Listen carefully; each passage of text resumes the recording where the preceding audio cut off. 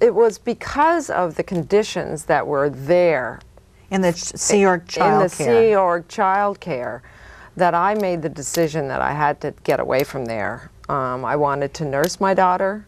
They didn't want me to. I needed parental leave time. They didn't want me to have it. And so I just fought for it, basically, until I could kind of cut the umbilical cord and get free. And then from that point on, her dad did the same thing. He was posed the same question that you were. You either disconnect from her or you stay with us. And if you stay with us, you have to disconnect from your wife and not have anything to do with her. But I insisted that he have a relationship with me that gave me the child support I needed and gave her a father that she was going to need. And that's where everybody said, oh, you're making this huge mistake. Why do you want to be in touch with Scientology at all? Why don't you just cut it off? But my feeling was, and still is, that she has a right to know her father. But it became this tug of war, and sometimes I wish I hadn't, because, you know, he and his friends brainwashed her to think that I'm this terrible person, even after all the years that I raised her. I think that what we need to, what I want to express to the audience, because it's you know, thank you for telling me your story, is that it's not just with Scientology. There are other religions that practice religious shunning, and it's really hard on the parents.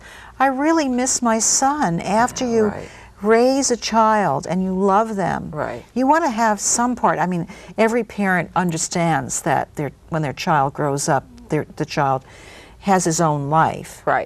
But you want to have some part of that life.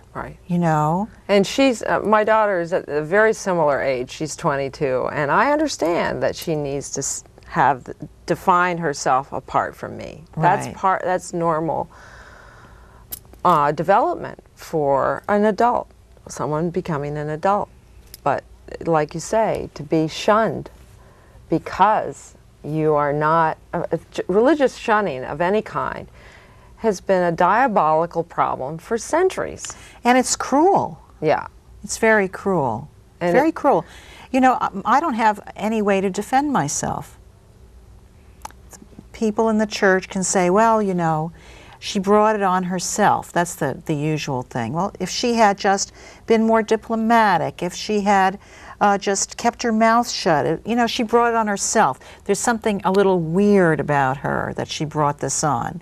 No, I was just exercising my freedom of speech, and I was maintaining my integrity. I refused to lie to them just to maintain a relationship. It just wasn't right to me. I cared enough about Scientology itself.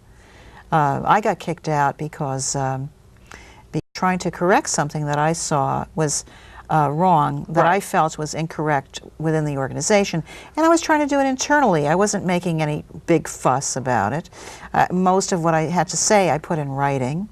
You know, there wasn't any disturbance. I didn't create any kind of flap or disturbance. And why did you get kicked out? Oh yeah, mine was very similar. I was trying to get them to improve the conditions in this organization where the children were being fed and supposedly taken care of while we worked. And it was the conditions in there, I was trying to do it on lines and part of within the organization.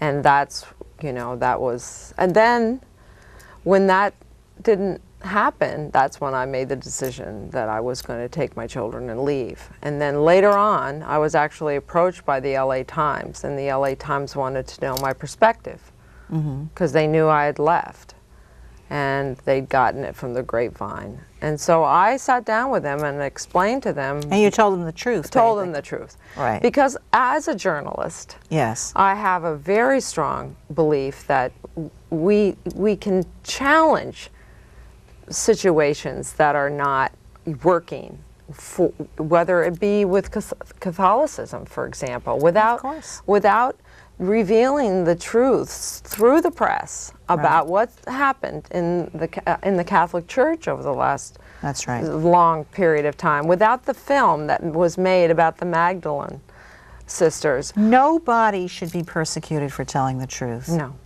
The truth is more important than an organization. Right. And an organization will become completely corrupted if the truth is denied. And you see, in truth, where you and I believe, very, very strongly believe, and where we were trying to make the changes and be honest and use our integrity with the Church of Scientology as good standing members that we were at the time, was to make those changes so that the corruption wouldn't occur. Right. I mean, I didn't want to leave Scientology. I wanted certain things to be corrected. Right. And I think and that when it comes to the abuse or the maltreatment of children, right, you know, everybody should be speaking up. Yeah. You know, it's ridiculous. Right. And it wasn't going to be that difficult to make the changes. Mm-hmm. It was just a matter of looking at what was going wrong, looking at the problem, facing the problem head on, and making the changes.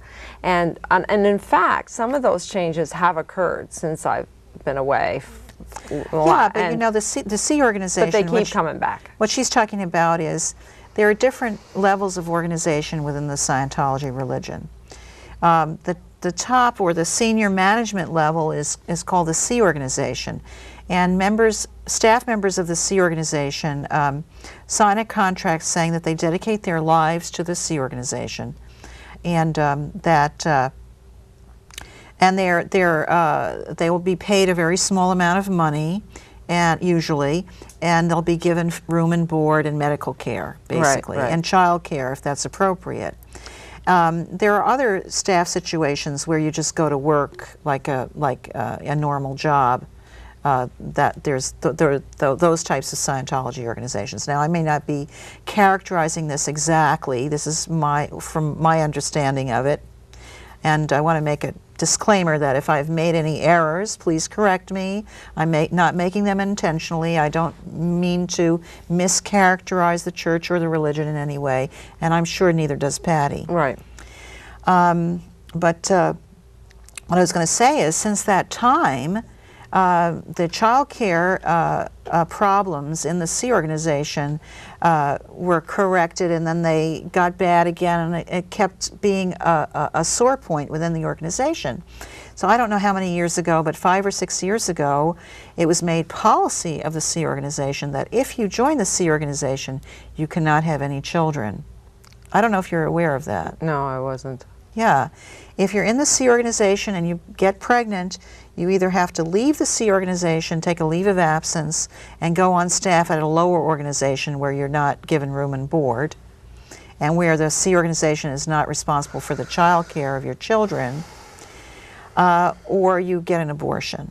Mm-hmm. So C org members are now told that before they join, that they basically need to agree to live their lives without children.